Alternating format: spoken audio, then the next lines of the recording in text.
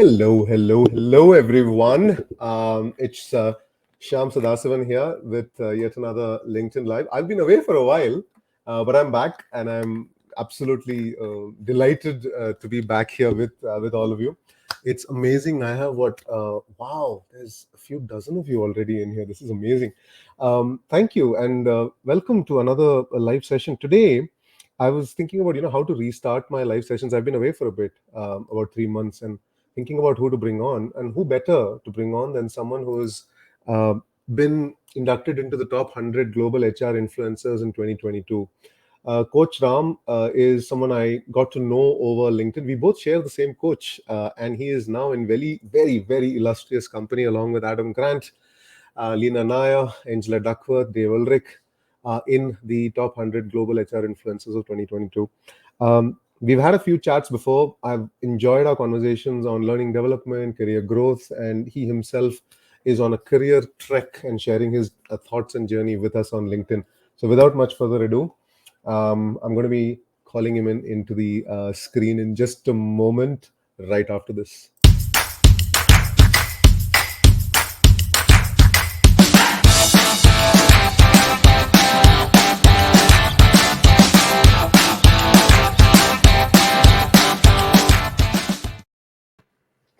Hello, Coach Ram. Ram and Shyam are finally together. Hello, Sham. It was. I was You. smiling I was smiling when I wrote that LinkedIn post about Ram and Shyam together, and I think a few people picked up on the humor there. And it's really great to be here with you today. Yeah. Our names definitely rhyme well, and we resonate each other in terms of the post that we write and what we are passionate about. So, Yeah, pleasure being absolutely. here. Would love to. And first of all, congratulations on your most recent achievement. Thank you. Thank you so much. What Yeah. illustrious company. I mean, you mentioned Adam Grant, Angela Duckworth. I'm just looking at your post here. Top 100 HR influencers globally in 2022. That's amazing achievement. Congratulations again. And I'm just glad that we have you here today to share some experiences and thoughts with you. I'd like to take a second to welcome everybody. We have quite a few people here with us already. Thank you, folks, for joining.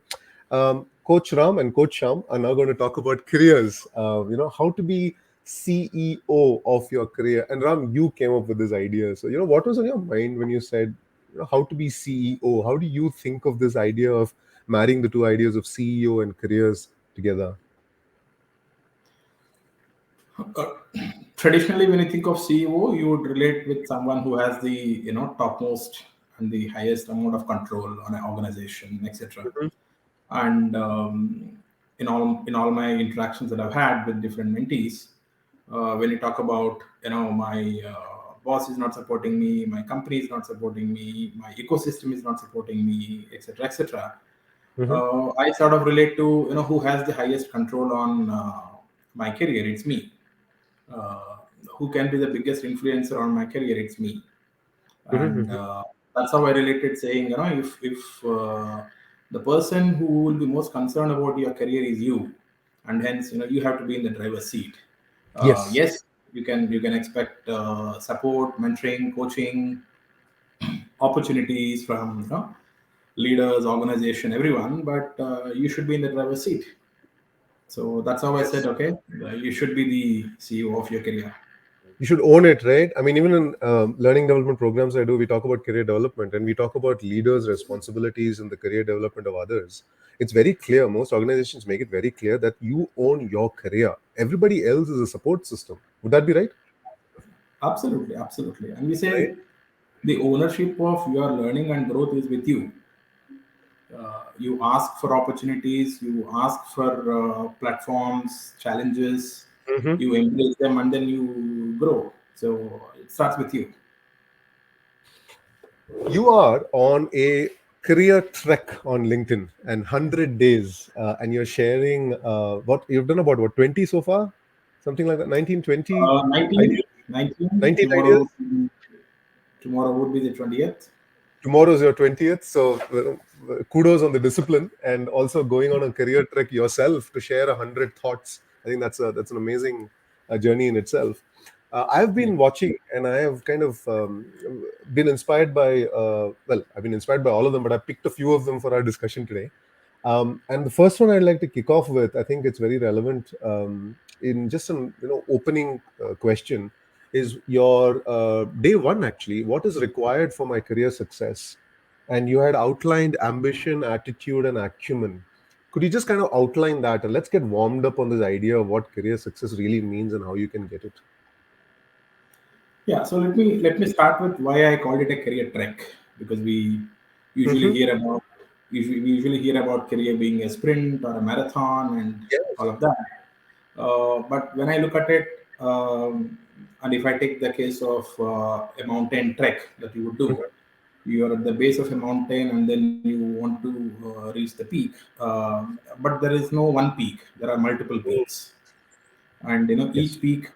each peak has its own view, has its own flair. There are different peaks, Mm-hmm. and to reach a peak you can take different paths. There's no one fixed path. There are Wonderful. multiple paths that you can take.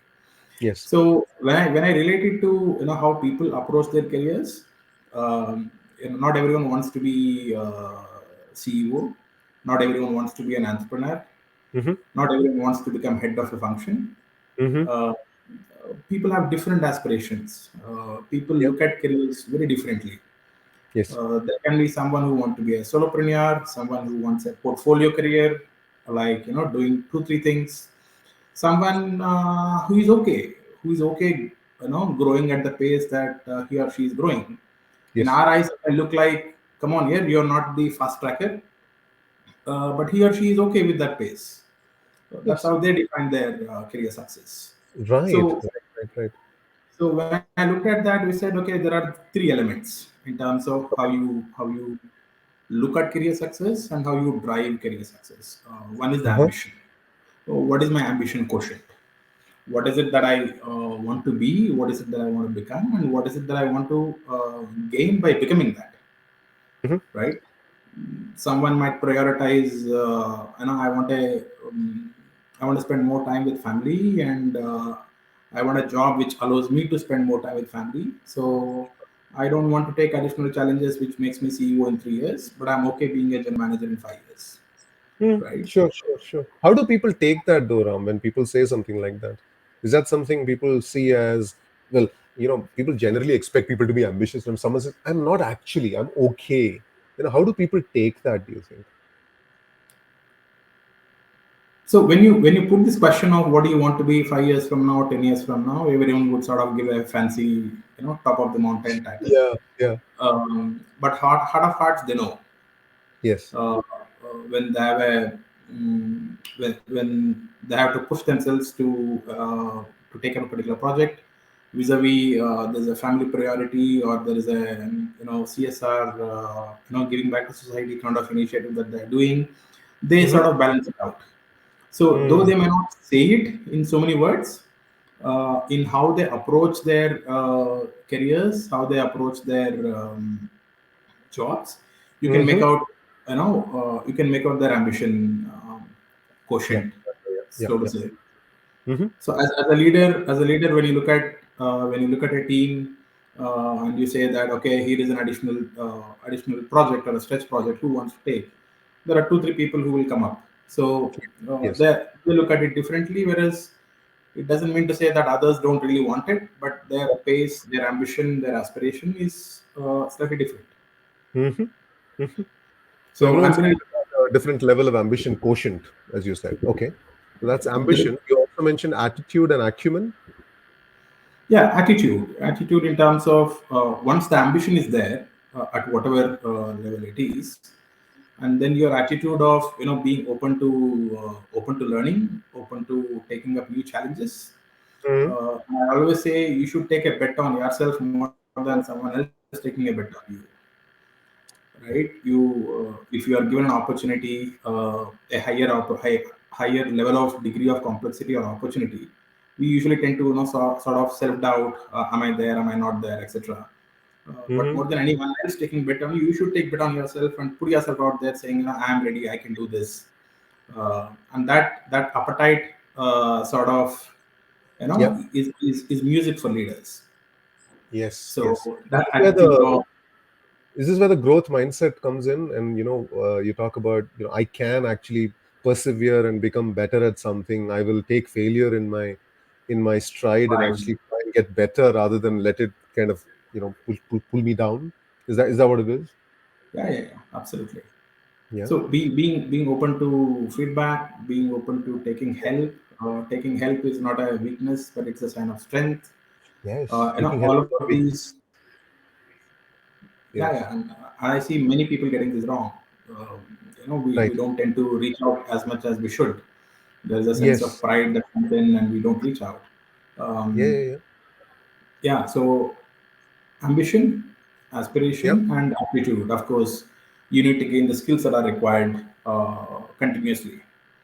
Yep. And very, very funny thing I find mostly with the L&D professionals is they end up training a lot of people.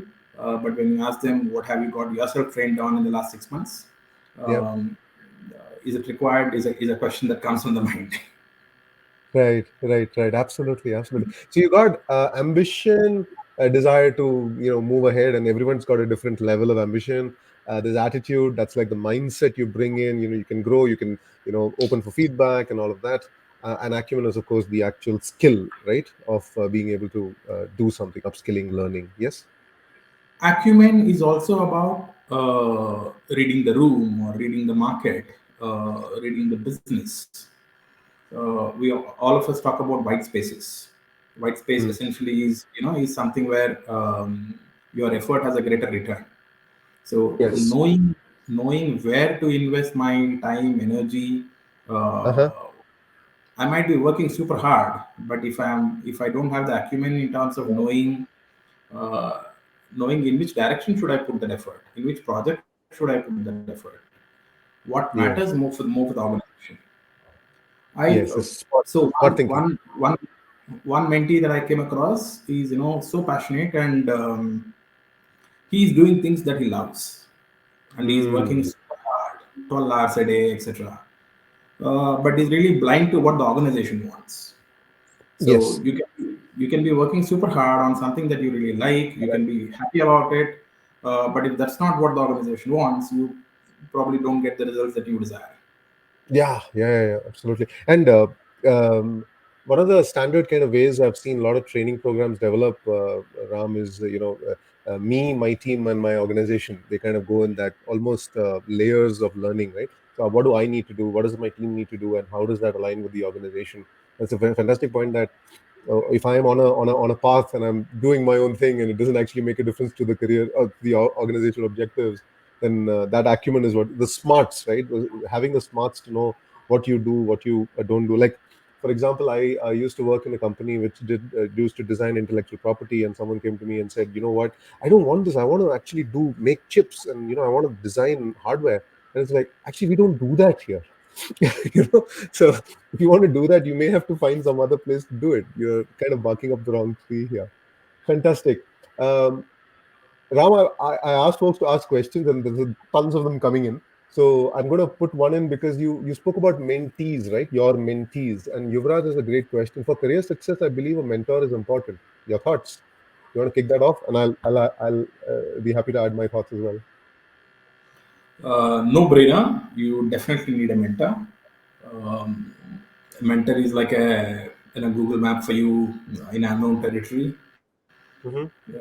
You want to take a road trip to a unknown location. The first thing you will do is after you get out of the city, when you get into unknown roads that you have not traveled, you'll switch on Google and ask, okay, should I take left, right, go forward, straight? Um, so mentor is very, very, very important. Someone who has traveled that path, even Yeah. if not necessarily the same path, but someone who is very aware of that particular territory. Hmm. So you get heads up. So instead of learning all your lessons on your own with your mistakes, it's best that you get a mentor to tell you. It shortens your learning curve. Yes. Uh, Learning by yourself is a long rope. It's a longer journey. Yep. Having mentors, even if it is short conversations, Hmm. particularly that really shortens your learning curve, and you will move forward that much faster in whichever direction that you choose. Fantastic. Yeah. And Yuvraj himself, who's just asked the question, is a career fulfillment coach. And I'll just take a second here, Ram, and please add on to what I have to say about what a coach is and what a mentor is. Because, a lot of people do ask me, well, who's a coach? We are, Coach Sham and Coach Ram are talking here, and we are also talking about mentoring. So let me make a distinction, right? Exactly like Ram said, a mentor is somebody who's been there and done that, who's been on that road before. So if you want to move into marketing and you want to lead marketing for, let's say, I don't know, an FMCG organization, you find a mentor who is actually leading FMCG marketing, right? You kind of find somebody who's been there, done that, can give you some real live tips, techniques, share their experiences with you, and almost help you chart that path, right? They're not good mentors will not tell you to do exactly what they did, but you will have a really clear picture of how they did it, so you can learn from it. Coaches, on the other hand, do not necessarily have been there and done that. Coaches generally actually ask great questions for you to find the answers yourself. So coaches are there to help you figure it out, and mentors kind of bring their own perspective and give you some options, learning from their own experiences, because they are probably where you want to be in the future. Yes, Ram? Yeah, Absolutely. I think yeah. adding on to who a coach is, Mm. uh, a coach is someone who helps you think uh, much beyond what you have thought. Yeah. When you a lot of greater depth to your thought, to your self awareness, nothing to do with technical stuff. Mm. Um, and whenever you're thinking through on your own, uh, in a self reflection mode, you will probably go 2 levels, 3 levels lower. But if you have a conversation with coach, Yes, then yes, the yes. coach can take you 10 levels, 10 levels and 10 layers and 10 dimensions of what you're thinking, what you could be thinking, Yeah, and yeah. just by asking powerful questions. Yeah. I mean, coaches help you find things don't even know about yourself. In fact, I wrote today about a birthday card my son made for me, and I Yeah. realized that he sees me in a different way. And in fact, it's a coaching conversation when someone kind of notices something about you and helps you realize something about yourself you may not have known. For example, I probably drink too much Coke, which is what my son taught me today. But Megha has a fantastic follow-on question. So we are saying a mentor has been there and done that, right? But how do you choose a mentor if the path itself is not clear? How do you find a mentor if we are defining a mentor as somebody who's been there and done that, but then you're not really clear which way to go, how to choose a mentor? Lovely question, isn't it? Megha, you're making us think. Wow. Great question. Yeah. Especially Interesting. especially in the current age, digital age, Mm-hmm. where a lot of profiles that come up are new profiles, a lot of new domains. So you might not find mentors for AI, blockchain, or any of the new age things that are coming up. Yes. Uh, but the question that I would ask Mega to reflect on is, why is it that you need a mentor, Yep. and what is it that you are seeking from that mentor? And probably, if the answer is clear on what is it that I'm seeking, um, probably it's about I need more clarity whether I'm thinking right, whether I'm aspiring for less, more, the efforts I'm making are in the right direction. All those things, definitely, a mentor or a coach can definitely help. And we Yep. usually Yep. make this we usually make this distinction between coach, mentor, and sort of sometimes get into a knot ourselves. Uh, but Yes. really, what is it that you're looking for? You're looking for someone who can help you in the outcome that you're looking for is clarity for yourself. Whether that is given to you by a mentor or a coach or a friend, that really doesn't matter. Yes, and I'll bring on another comment here from Chandra here in just a moment, because this the kind of mess knots we find ourselves in is exactly what Chandra is making a point of. But to Megha's question, right, Megha, you can experiment with both, right? Mentors can be coaches, coaches and mentors. Let's not get stuck with the actual terminology. Like, for example, Chandra says in sports, coaches have played the game and been on the journey, and this is contrary to what Sham explained, which is absolutely true. So coaches need not necessarily have to have done that.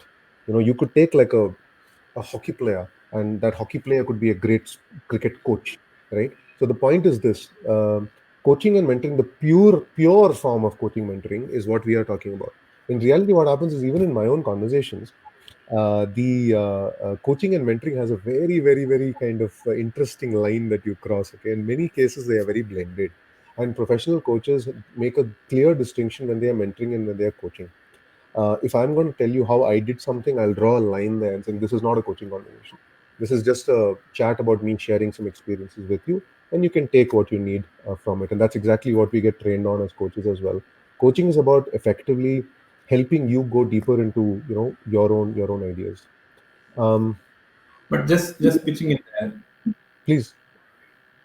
So coaching does not really operate on skill. Yeah. So Chandra is very right.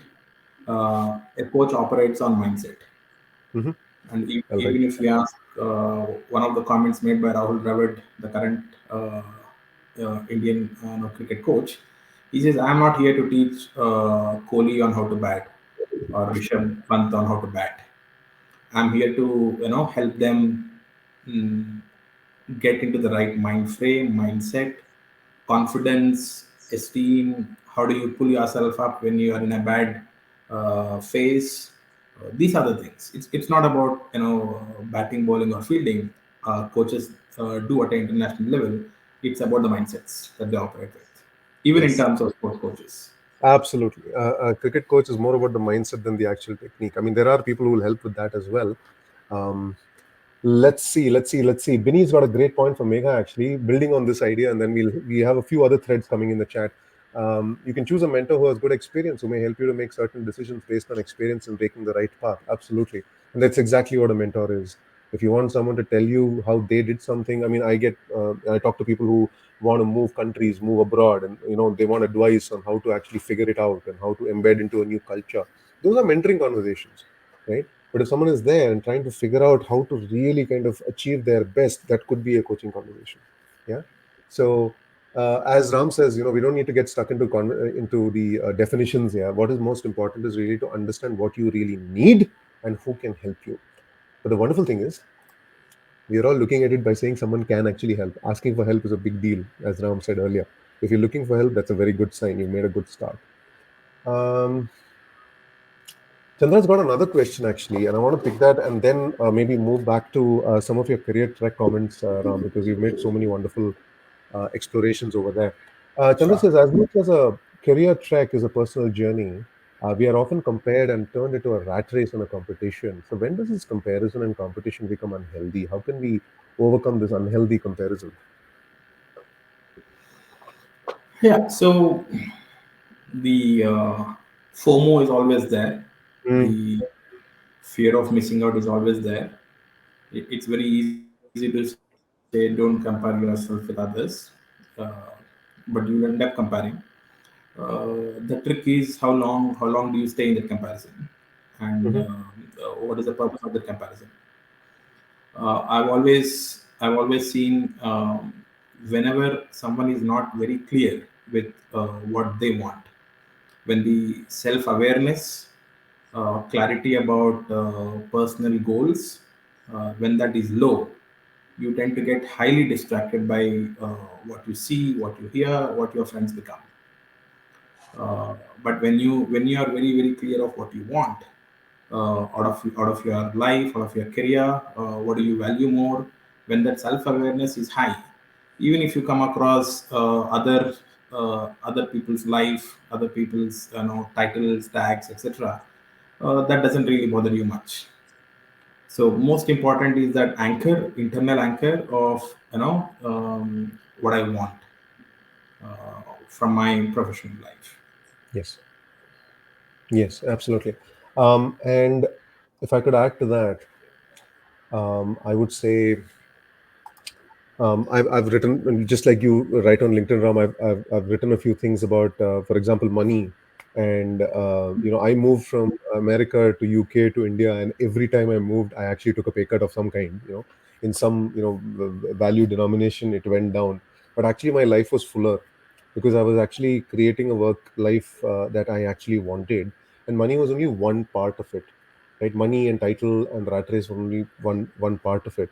One of the exercises I use, and I think many coaches use, the wheel of life exercise, to just try to see where are you placed on a scale of 1 to 10 on all the things that are important to you. And this simple exercise, for example, you can say money, career, title, family, friends, health, leisure, hobbies, passions, etc., etc., etc. And you kind of plot that out on a scale of 1 to 10, all of them. Sometimes people do 5, sometimes people do over a dozen, and see how your life is actually balanced. And if your rat race score is 9 on 10, but your health is low, your wealth may be high, health is low, your family is low, whatever is important to you, you're not making time to, for yourself, etc., etc., you will see that there is an imbalance there. And if you also repeat this exercise for a future desired state, you'll understand which ones you want to shift. And that is a quite a grounding method for you to know what you need to change to maybe get away from the rat race. FOMO is a real thing, really. And the alternate, just like Ram says, is to go inward, not outward. Yes? Yeah. Um, right. So many great questions. So I'm torn now. Should I ask you about your career track, or should I just ask you more questions from the chat? Let me just pick on a We couple. have a FOMO of missing questions now. I have FOMO now. So Joel has a great point. Right? A cluttered mind is a wavering mind. So coaches can actually declutter the mind. Coaches can help you declutter the mind. Coaches can help you go deeper into, not coaches, let's say coaching, right, as a technique, because I don't want to make it sound like coaches are kind of pitching coaching. Coaches, basically. Coaching as a technique can be applied by anybody, right? Coaching is a technique that we see a lot of leaders employing. You don't have to have a coach certification to employ coaching techniques, right? So now maybe we can talk about how a coaching technique. I mean, is there a favorite coaching technique that you have that you would advise or share?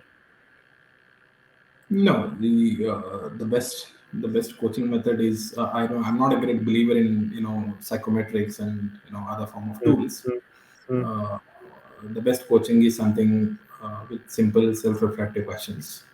mm. Uh, the wheel of life is interesting, but those questions will the questions that coach asks you will give you clarity. Yes. There are many times where you read something on LinkedIn. uh, the author may not have even intended it to be the way you understood, but you read that question and something happens in your mind, you start reflecting, it takes you on a different path and you discover something. Mm-hmm. uh, the person who wrote it would have meant something, but you understand something else and you arrive at something. So it's largely internal. Um, and the coach might help you in the journey, just as a tool, but it is you who needs to get that clarity. Do the work. Yes, yes, yes, yes. I say that myself, Ram, that you need to put in the work. And I take the analogy of a personal trainer, at a gym, or I have a tennis coach, and they will help us, they will mentor us, they will guide us, they will ask us questions, but I got to do the work. you know, my trainer can't make me fitter. I have to do the work. Exactly right. Um, Oh, Johnny's got a great comment there. Coaches take people who are specialists to a whole new level and orbit. Exactly. Um, Yeah, I think uh, going back to the examples in terms of skills. So mhm. specialists are someone who are good at their work. Yes. So it's still at a skill level. Hmm. And when you and we usually say in coaching parlance, don't coach the problem, don't coach the situation, coach the person. Person. Yes, yes, yes. Uh, That's very so interesting. Yeah. from yeah, so specialist operates at a skill level, and if he or she has to move to a different orbit, then it's more of working on mindset. Yes, yes, yes. I mean, Marshall Goldsman talks about this, doesn't he? He says that if it's performance coaching, you're coaching the problem. Basically, performance coaching is about ensuring that something gets done better. So you coach the problem. But if it's a development coaching, you're helping somebody really be the best version of themselves. That is coaching the person. So there is a A place lot for of both, a right? lot of people, whom I get to interact and who ask me say that I'm pretty good at my work. Uh-huh. I get good performance ratings, but somehow I feel a sense of stagnation. I've got stuck. I'm not able Mm. to. Yeah. I'm not able to move. I'm not able to move beyond a level. I somehow, sense a ceiling on me. So Mhm. that's where it's not about skills.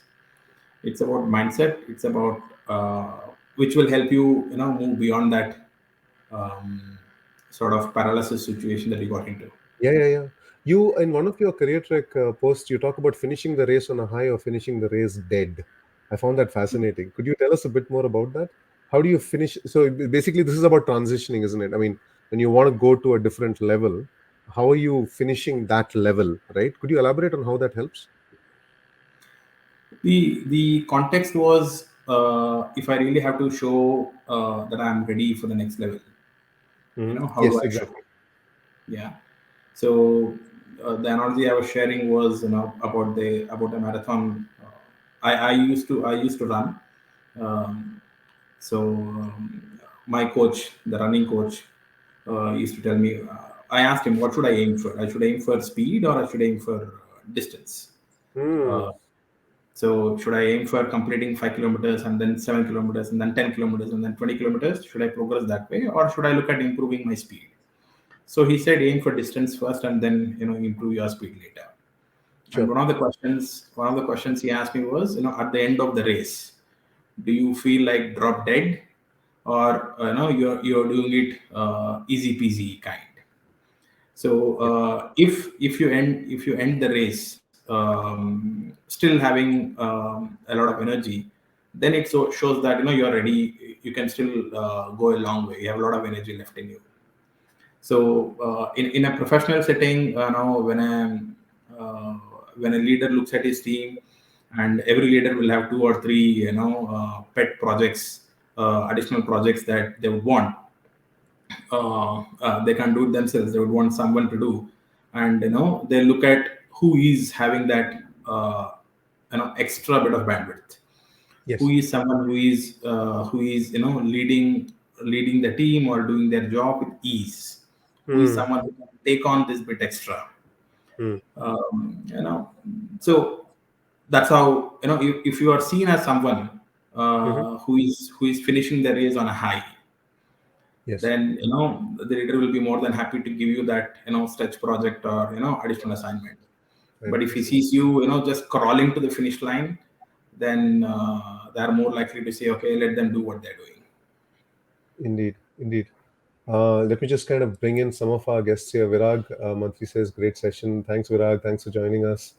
Um, let's see. Chandra says, thanks.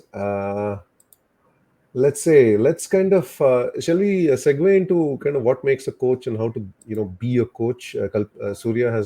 Surya Narayanan has a question. What is the starting point for someone to step into be a coaching journey? What is a prerequisite for ICF certification? Who can succeed? I think, I mean, the way I see it, Ram, is that, coaching techniques can be used by anybody at any time. It can be, just providing that space for somebody to be themselves and offering a space to, we call it unconditional positive regard for somebody. Offering that place for somebody to really speak and share thoughts and think through a problem with you. If you're talking about specific certification, I've got my certification through Kocharya, and they're a great institute. There's many options for you to look at as well. Who can succeed being a coach? What would you say is do you think there's a prerequisite for being a coach in terms of what we were talking about, attitude, acumen, maybe, or how do you look at it, Ram? Who makes a good coach? For you to start on the journey of the coach, my request and submission for you to be to experience coaching yourself. Have a coach for yourself. Experience coaching, see the benefits for yourself, and then after that you are much better placed to see whether you really like being on the other side. The skills part of it will come later, but when you experience coaching is when you'll really value it, because a lot of people can't really make out a difference between a coffee table conversation and a coaching conversation vis-a-vis a conversation with a best friend. Sure. What's different. The moment you get clarity on this, you're better positioned to be a coach, and that can happen only when you experience coaching. Yeah, yeah, yeah, absolutely. Um, Are you ready for a challenge, Ram? Because we have Lars here, who's not a challenge really. He's basically asking us to give some concrete examples. I'm really excited by this question. Lars, thank you. You're helping us make this a real conversation. Um, Lars is asking for examples. What happens through coaching? What happened? Any professional examples? Somebody who came for help, and what has actually happened in their lives? Wow. Okay. I've got tons of examples. Ram, would you like to share, or shall I go? Go ahead. I'll join in.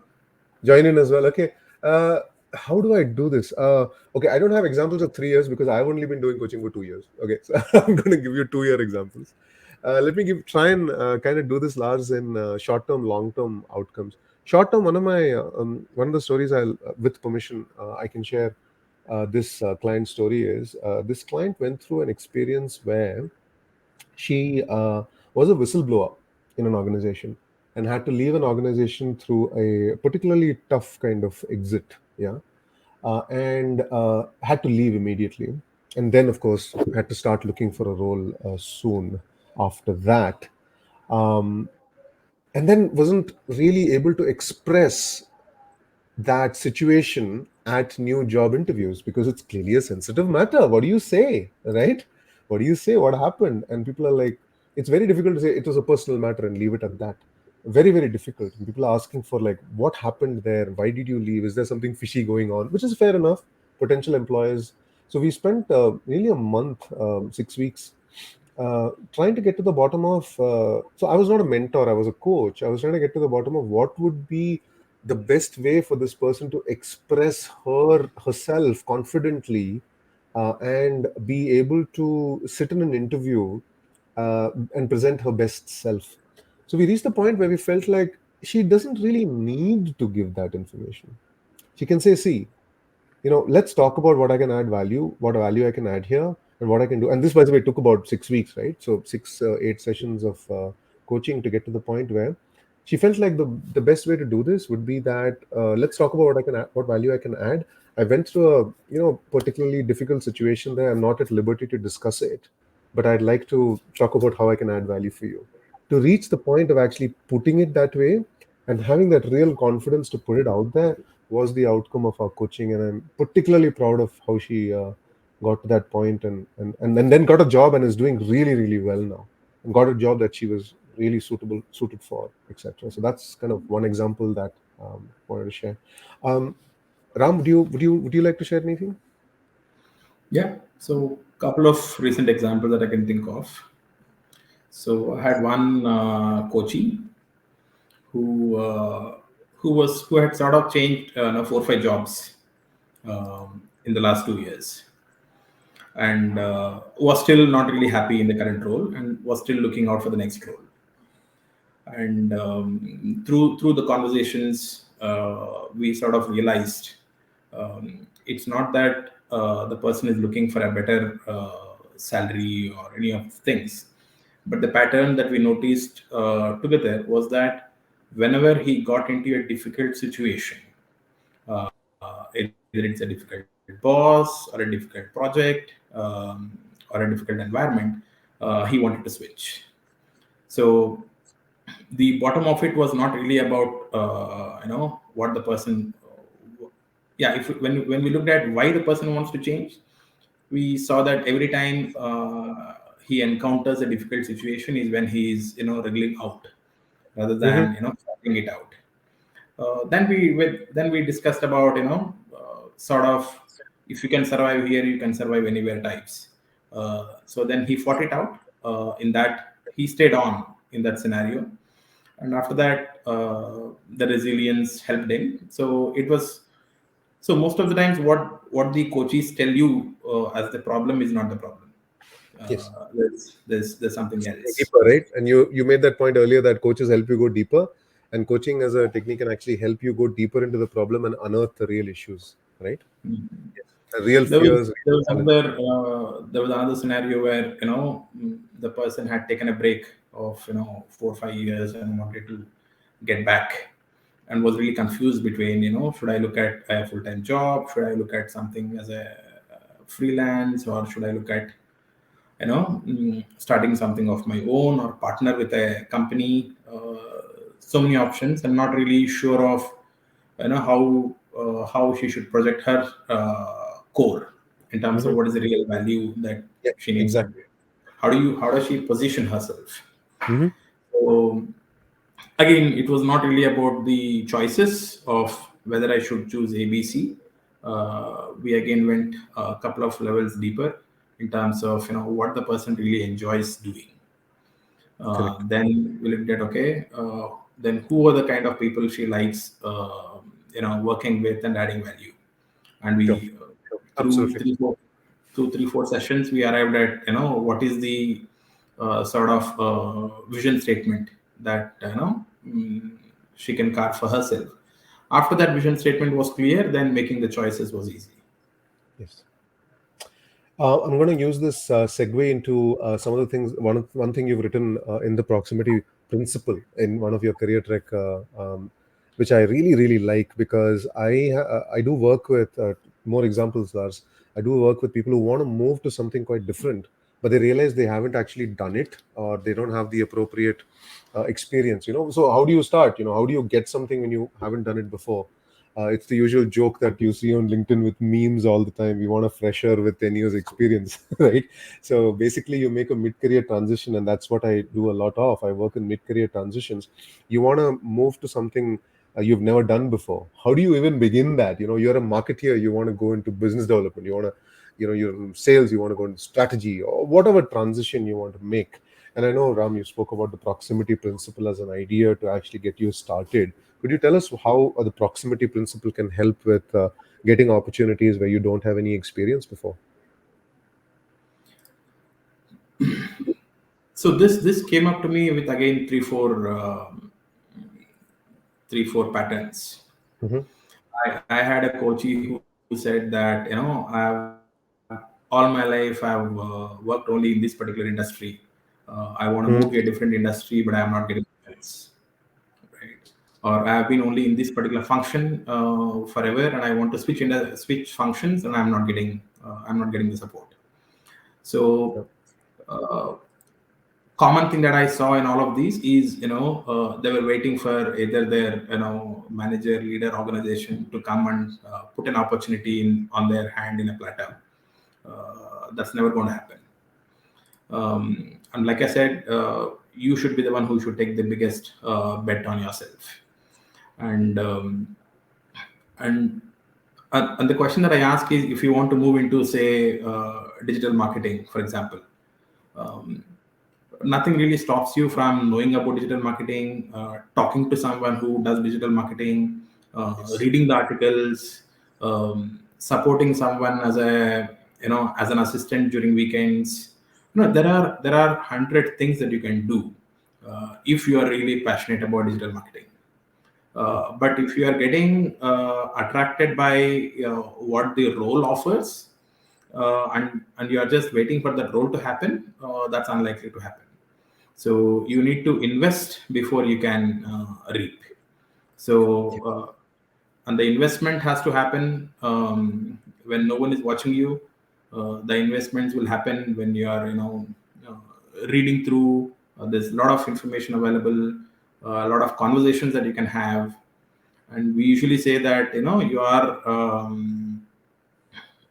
your world is as good as the friend circle that you have and the network you have. Correct. Correct. Yes. Yes. There was one coachee of mine whose personal, professional, colleagues, everything is retail, and Mm. he told me, I want to get out of retail. And then I said, okay, how many parties have you attended where there are people outside retail? Other people. Yes. Exactly. Oh, okay. Am I supposed to do that? Of course. Exactly. You shock yourself with it, right? I mean, that reminds me. I was almost bullied by my friends to attend this permaculture camp in Bandipur last month, which I really enjoyed, by the way. And Mm. I don't really know anything much about plants or farming, but those 3 days transformed my thinking actually, and it's really great idea to go and kind of have these really different experiences. We sometimes don't realize that bubble we are in, aren't we? Yeah, it's really important to kind of get out of that. Um, Yeah, and what I have figured is, the more, and this is what I would call the experimental mindset. Uh, Again, rallies with the growth mindset overall. But if you are not ready to experiment with small things like the friends, the hotel you go to, the trips that you take, Weak things. right? Yeah. The websites that you browse, and you want a change to happen which is transformational, like a new industry, a new role, etc. There's no match. If you want to transform yourself, then start transforming in these small things. Small Try things. a Yeah. different, Yeah. try a different wardrobe. Yeah. Meet Exactly. different people. Have Exactly. lunch with Exactly. different people. Why not? Why not? And you've So already answered Jude's this question. like-minded, Mm-hmm. this the more you interact with like-minded people, then you'll be like-minded. You will have like-minded jobs. You will stay in the same industry. You will stay in the same role. But if you want Yeah. something different, then you should move out of like-minded and talk to people who are different-minded, different orientation, different thinking. Exactly right. Exactly right. And Jude, I hope you have some ideas there on how to work consistently to improve one's learning curve, because these are ideas to do that. Um, let's see. Let's see. While I do this, Ram, do you want to say something? Anything on your mind that's coming up? I'm just looking at the questions here in case we can pick Uh, some up. responding responding to the question on how do I improve my learning curve. Please, please. um, it's about trying exposing yourself to things that you would otherwise not in the normal course of your work or normal course of your life. Do something, and someone said, I want to improve my creativity. If you want to improve your creativity, which is thinking differently, thinking new, which means you should do things which are different. um, Yes. Yes. and Yes. Yes. that's Yes. why people say travel is a great teacher. So because you come across so many new experiences, Correct. uh, which will expose you, which will force you to think differently. Yes, indeed. Variety can be a huge teacher. And if you find yourself that, seeing that every day is the same, then it's probably time to shake things up a little bit, isn't it? Yeah. And this reminds me of what Abhijit mentioned in one of the podcasts. He spoke about operating in an incognito mode. Yes, exactly. If you are browsing something, if I type digital marketing, then I'll only see ads of digital marketing, courses of digital marketing, articles around digital marketing. It will just cloud me with that particular thing. Exactly right. So he said, even in terms of the type of music you listen, once you search for a particular artist, then you'll only keep getting those recommendations, etc. So you're getting more and Exactly. more narrow. So he says, beat the algorithm, go to incognito mode, and try different things. Exactly right. So, Love so it. you don't Love so it. you don't get trapped in something. Love that. Yes, I've heard Abhijit. By the way, Ram's talking about Abhijit Bahaduri, who's coached both of us at some point, I think. And incognito mode on a browser is very similar to the idea of approaching every day as if it is day one, clean slate, no history, not allowing the system to kind of prompt you with things that it thinks you need. You're kind of playing to the algorithms there, but instead you're going in with a clean slate, trying to look at everything fresh and seeing everything new, right? Absolutely. That's a lovely way of looking at it. There are a couple of kind of age-old debates that I wanted to bring up with you. I'm not sure how much time we have for all of them, but one I definitely want to have with you, because as coaches, I find ourselves being quite generalist, right? I mean, we are specialists in the sense that we have a role to play, like a coach, but we are generalists because the kind of field itself is very, very, very wide and general. We help people with issues at work, life challenges, etc., etc. Nothing's really off the table in a coaching conversation, is it? What are your thoughts on the usual kind of, better to be generalist, better to be specialist? How do you see the world? I mean, you spend a lot of time in retail. Where do you stand on that generalist versus specialist debate?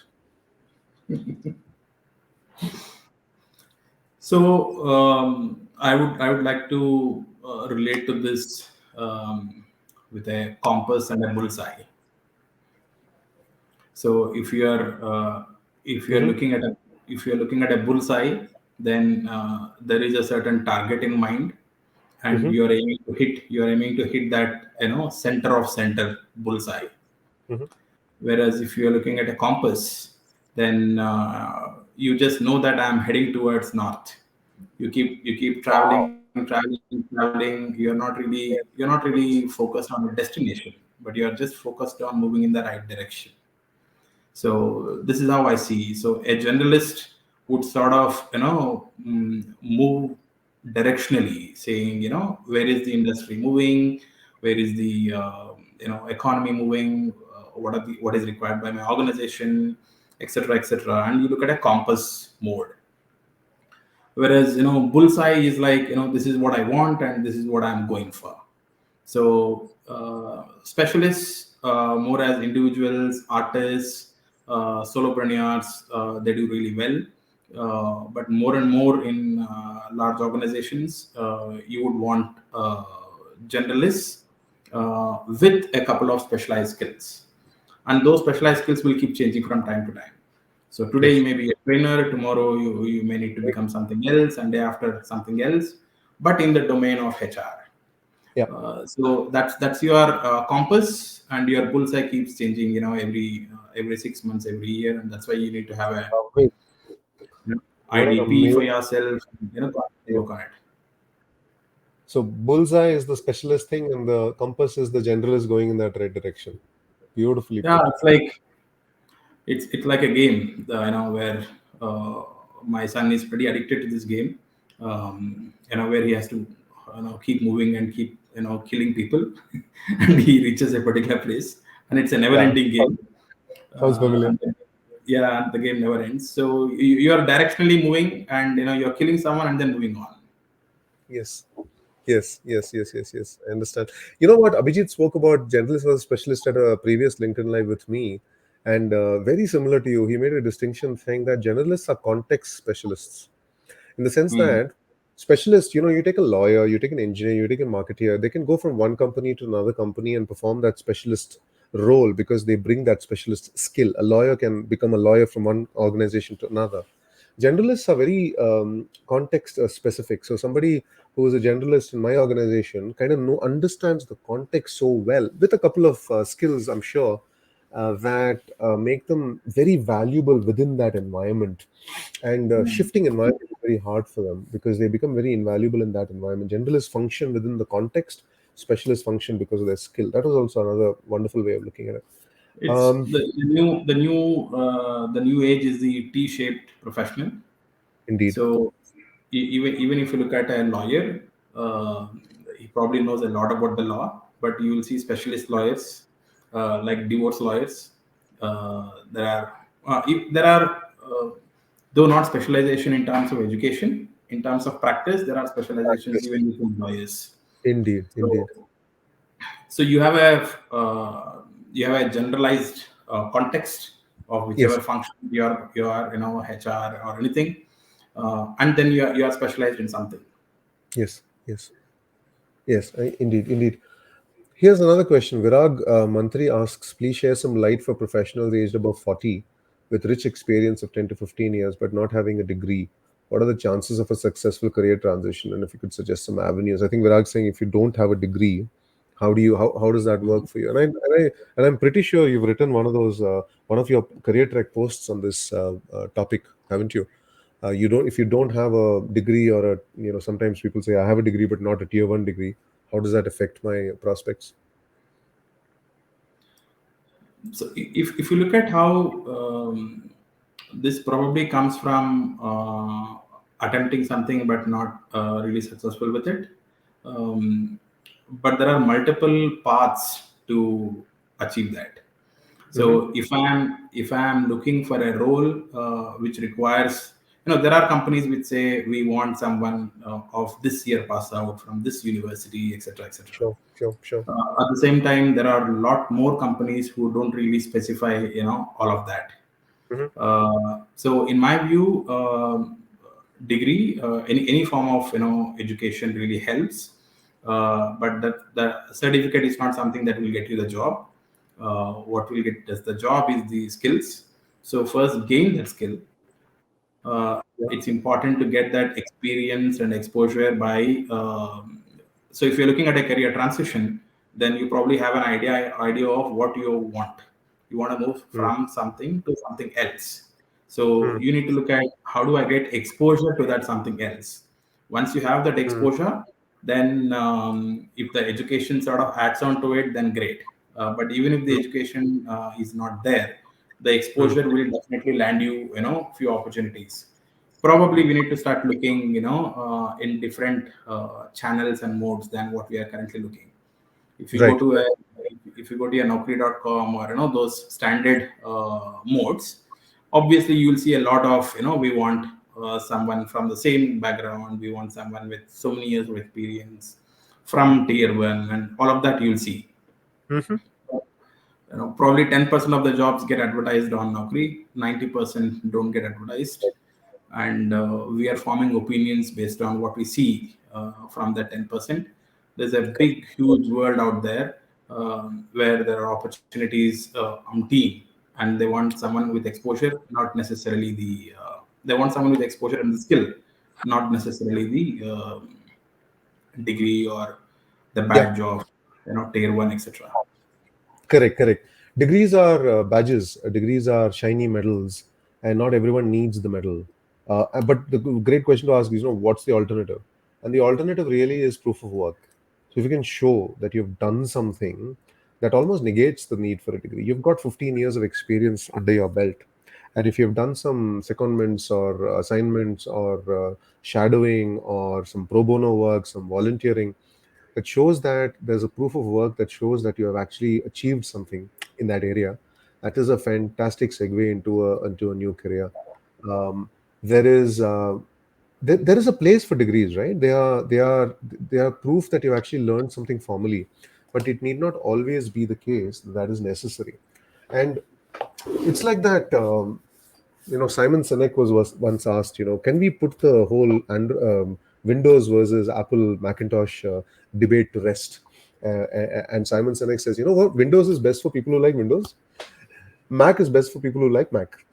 Okay, which is so actually deep, because the point is this: if you want a role in a place where you don't have a degree, don't go looking for a role in places where they want degrees.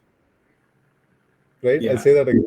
If you want a role in something that you don't have a degree in, go find a place where they're willing to take a chance on you, where they're willing to, take a risk, where they are willing to look at your proof of work rather than say, where's your MBA or where's your master's, where's your degree in this area. That is a fantastic exploration rather than saying, what do I do, without a degree. Rather than that, find a place where they don't care, and that is how you kind of create a proof of work. Yeah, hope that helps. Yeah. Yeah, it's as good as looking for masala dosa in a North Indian restaurant Yeah. and asking for Chinese food in South Indian restaurant. Yeah, exactly right. Yeah, exactly right. And I don't want to make it sound, Virag, like it is a simple thing to do. It's not. But the mindset is different. And Ram has said before about attitude and mindset, right? The mindset is not to look for a role, but to look for a person. Only 10% of roles are ever advertised. Look for people who need people like you. And if you change your search for people, potential bosses, one of the coaches I follow says, go boss hunting. Go boss hunting, do not go job hunting. And it's a totally different mindset. And what happens is you automatically start to network and try to find people who need you rather than find roles that you can fill. And that's a totally different mindset. Yeah, isn't it? um, Absolutely. there were a couple of questions, Ram, and you know what? I'm going to talk about this, and maybe we can bring our session to a close. This has probably been the fastest 1 hour of my life. It's been so fast.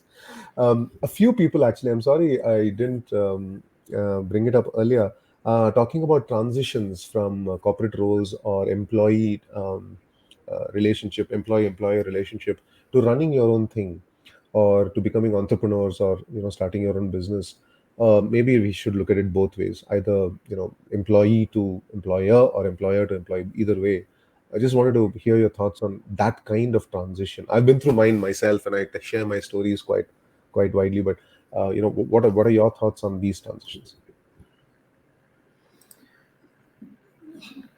what I look for and what I suggest whenever someone comes up and says, I'm thinking of going on my own. Uh, the question I usually ask is, are you running away from something or are you running towards something? So if you want to go on your own because you don't like the long commute, because you cannot take the leaves when you want, because you're unhappy with the leader you're working with, or so on and so forth, then you are essentially choosing something because you're not happy with something that you have, and that's not a great way to go about it. If you really want to try something because you like doing it, then go for it, give it a shot, and see how it works for you, and it's great. And if on the other way around, if you are someone who has and I've seen many people who took the path of solopreneur, and it's not easy for them. uh, Being a solopreneur, you need to build a brand for yourself, you need to do the marketing for yourself, etc., etc., which when you were when you were on the other side of the table, probably it looked easy, but when you moved on the other side and it looks really difficult, and then you get back. So and it's okay to get back. It's about knowing what drives you. What is it that you're looking for? Mhm. Freedom, and many people say, I want freedom. Freedom is a myth, according to me. um, you don't have absolute freedom in a as an employee, and you don't have absolute freedom as an employer. uh, Yes, i know yes, i very much know I know of people who have cancelled their leaves because they got an assignment. There were solopreneurs, and there were people who would say, I don't have a boss, but you got an because you got an assignment, you cancelled a family trip, and then you chose. So we need to really look at what do we want. you know, so. Freedom, time with family, even freedom in terms of what kind of freedom. So I think anyone who wants to make this kind of a transition from employer to employee and vice versa, my submission would be to reflect on what is it that you value, what is it that you're looking for, and that need of yours, will it be met better as an employee or as an employer, and then make the choice. Yes, indeed, indeed. Just going to add a couple of thoughts here, and a lot of thank yous coming in the chat. I've just been trying to highlight some of them. Varsha says thank you as well, especially to you, Ram, for guiding in the wise in the house. Um, Entrepreneur to, well, employee to entrepreneur, or solopreneur has been a journey. I'm been on it for over a couple of years, and coming back to a close of our session today on the topic we chose of how to be CEO of your own career. You are CEO like completely when you are solo, right? You have nobody else, so it can be a very lonely journey. Even simple things like getting basic stuff through, you have to make decisions, and it can be very very tough to do that. But I'll tell you what I find the most rewarding by being on my own is, when I speak to somebody, they're speaking to me because I am me, not because I'm an employee of a certain organization, or because I'm associated with a label. And I enjoyed it when I was there, because when I was starting in my journey, nearly 20 years, I worked for an organization. And when I was there and I represented the organization, I was very happy. So nothing against that. And if that's how you feel, motivated, inspired, energized, great. I'm saying that for me, the major shift has been that I have to take 100% accountability for myself, my work, my revenues, my profits, my operations, everything. So it's like, not only are you CEO of your career, you're CEO of pretty much everything. And that can be a huge scary shift, which I am living through myself as well. um, Ram, thank you so much. Yeah, the only thing I would like to add is, Yeah. you should see what is working for you. Yes. You can talk to an entrepreneur and ask him, what are you happy about, unhappy about. You can talk to an employee and ask, what are you happy about, unhappy about. And those answers will be very different from what you will be happy with or what you will be unhappy with. So look for those answers and decide. It's a very personal journey, very personal question. How to be CEO of your career, folks, is going to be a deeply personal journey for you. If you need help, find a mentor, find a coach. Don't get too stuck in the definitions.